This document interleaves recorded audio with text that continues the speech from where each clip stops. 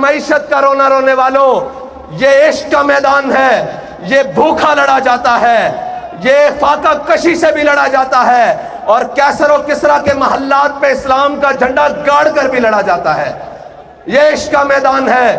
وہ کوئی اور ہوں گے جنہیں سہولیات چاہیے ہوں گی، وہ کوئی اور ہوں گے جنہیں ملک کے اندر عیاشی اور بدمعاشی کا سامان چاہیے ہوگا۔ ہمیں یہ سامان نہیں چاہیے، ہم بھوکے رہ لیں گے، بھوکا رہنا ہمیں آتا ہے۔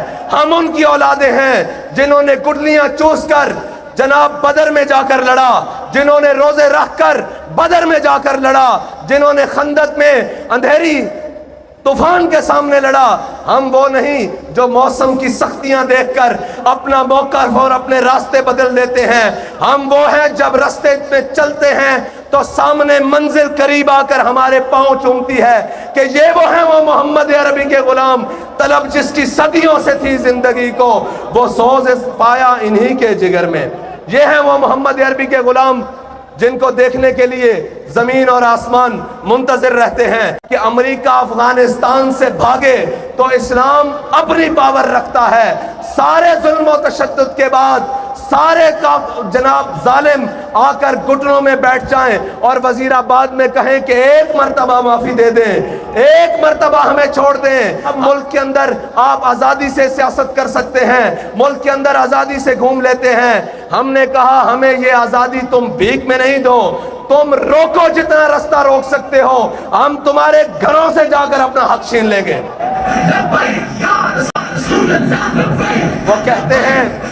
وہ کہتے ہیں کہ جی آپ کے پاس نظام کیا ہے، وسائل کیا ہیں کہ آپ اس ملک میں اس گندگی کو کیسے صاف کریں گے؟ کا میدان ہو یا ملک کا سیاسی میدان ہو، صفائی کرنا لبیک والوں کو آتی ہے۔ اور جہاں ریاستی محکموں کی مشینریاں ناکام ہوتی ہیں، لبیک والوں کا عشق وہاں سے شروع ہوتا ہے۔ وہ کہہ رہے ہیں جی ایسے تو ممکن نہیں ہے، یہ تو نہ ہو پائے گا۔ میں نے کہا تمہیں عشق والے کر کے دکھائیں گے، اس لیے کہ عقل کو تنقید سے فرصت نہیں۔ عقل والے جو ہیں وہ صبح شام یہی لگے ہوئے ہیں جی ان کو مولویوں کو کیا پتا ہو، ان کو جناب کیا پتا ہو کہ یہ کیسے ہوتا ہے۔ میں یہ پوچھتا ہوں، دائیں بائیں بھی لوگ دیکھ رہے ہوں گے اور جناب میڈیا کی آنکھیں بھی کہیں چوری چھپے تو ہمیں دیکھ ہی رہی ہوں گی، ان سے پوچھتا ہوں تو اس سے اچھے منظر تمہیں ہم حکومت میں دکھائیں گے، تمہیں ہم معیشت میں دکھائیں گے، صرف باتوں سے نہیں، کیونکہ نہ میرے یہاں آنے پر ملک، قوم اور کسی بھی چیز کا خرچہ ہوا ہے، نہ ہمارے قائدین کے یہاں تک پہنچنے میں ملک قوم کی کوئی چیز صرف ہوئی ہے۔ جب ہم ملک کے اوپر بوجھ نہیں ہے تو قوم کے اوپر سب سے بڑا بوجھ تو یہ بیٹھے ہوئے بدماش اور عیاش اور قماش ہیں جنہوں نے ملک کو لوٹ کر کھا لیا ہے، قوم کا خون پسینہ چوس لیا ہے اور جناب اس سے 2 ٹائم کا کھانا چھین لیا ہے۔ اس لیے کہ ہمیں پرواہ اس لیے نہیں ہے، نہ ہم اقتدار کے بھوکے ہیں، نہ ہم پروٹوکول کے بھوکے ہیں، نہ ہمارے قائد نے ہمیں یہ سبق پڑھایا ہے اور نہ ہمارے کارکن کو کسی عہدے کی لالچ ہے۔ ہم تو اس نیت سے آئے ہیں کہ 70 سال سے اس قوم کو لوٹنے والوں، 70 سال سے اس قوم کے حق پر ڈاکہ ڈالنے والوں، ہم تمہیں یہ بتانے کے لیے آئے ہیں کہ بس اب تمہارے لیے لال لکیر کھینچ دی گئی ہے، اس سے آگے تمہیں نہیں بڑھنے دیا جائے گا۔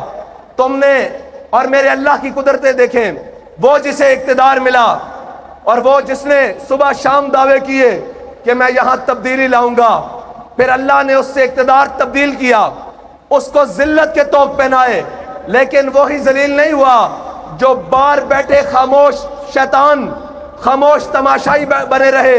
حضور سید عالم صلی اللہ علیہ وسلم کی عزت کے مسئلے پر، حضور سید عالم صلی اللہ علیہ وسلم کی ناموس کے مسئلے پر جو خاموش تماشائی بنے رہے، اللہ نے انہیں بھی اقتدار میں لا کر ذلت کے سارے طوق پہنا دیے ہیں اور یہ بتایا ہے کہ عزت اسی کی رہے گی جو میرے آقا کریم اور میرے نبی کی عزت کی بات کرے گا، اور جو حضور کی عزت کے پرچم کو بلند کرے گا عزت اسی کی ہوگی۔ اور انشاءاللہ اقتدار میں بھی آ کر سرفراز اور فخر مند وہی رہے گا جو جناب حضور سید عالم صلی اللہ علیہ وسلم کی ناموس کی بات کرے گا۔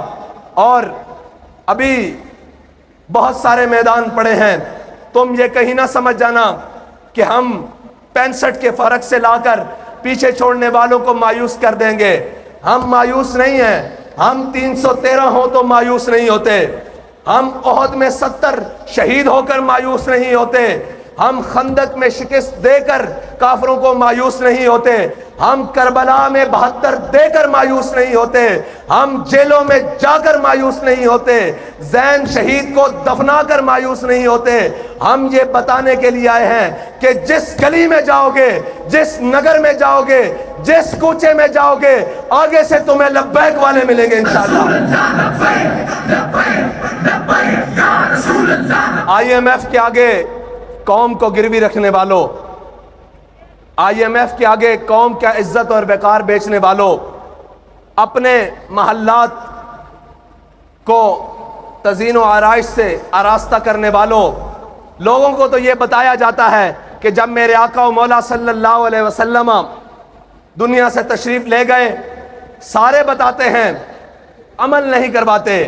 کہتے ہیں کہ جب ہمارے آقا و مولا صلی اللہ علیہ وسلم دنیا سے تشریف لے گئے تو آپ کی ذرہ یہودی کے ہاں رہن رکھی ہوئی تھی.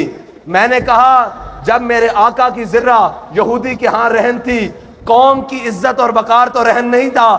تم قوم کے عزت اور وقار کو رہن رکھ کر خود عیاشیاں کرتے ہو.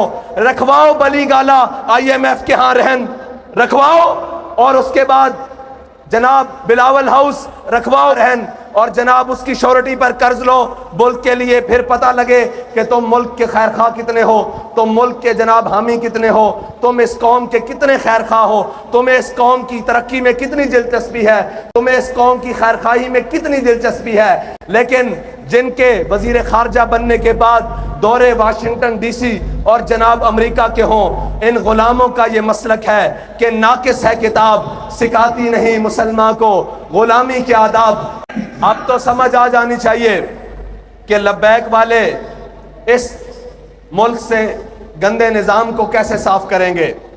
اس لیے کہ ہمارے قائد نے ہمیں بتایا ہے کہ تم نے اس گندے نظام میں ہاتھ نہیں دھونے, پاؤں نہیں دھونے, اور اس گندے نظام کے اندر اترنا نہیں, بلکہ اس گندے نظام سے اس گند کو صاف کرنا ہے.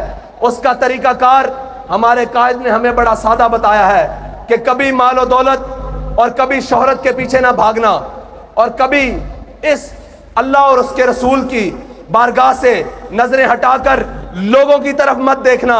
میں آج یہ کہتا ہوں کہ مجھے بتائیں, کوئی سوچ سکتا تھا کہ اس میدان میں لبیک والے بھی ایسے آئیں گے؟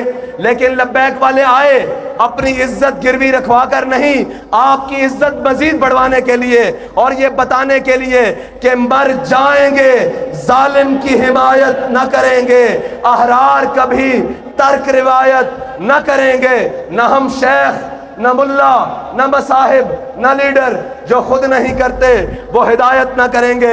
جنہیں بڑے دعوے ہیں کہ ہم ملک کی معیشت ٹھیک کر لیں گے, ہم ڈالر کو جناب مستحکم کر دیں گے, ملک کے روپے کو مستحکم کر دیں گے, انہیں بتایا جا رہا ہے کہ یہ بس اب تمہارے بس کی بات نہیں, اب یہ انہی کے ہاتھ سے ہوگا جن کے بڑوں نے پاکستان بنایا تھا, جن کے بڑوں نے جنگ آزادی کی جنگ لڑی تھی, اور جن کے بڑوں نے اس پاکستان, اس ہندوستان سے فرنگی سامراج کو شکست دی تھی. اب یہ ملک تبھی ٹھیک ہو سکتا ہے جب محمد عربی کے غلاموں کے ہاتھوں میں آئے گا انشاءاللہ.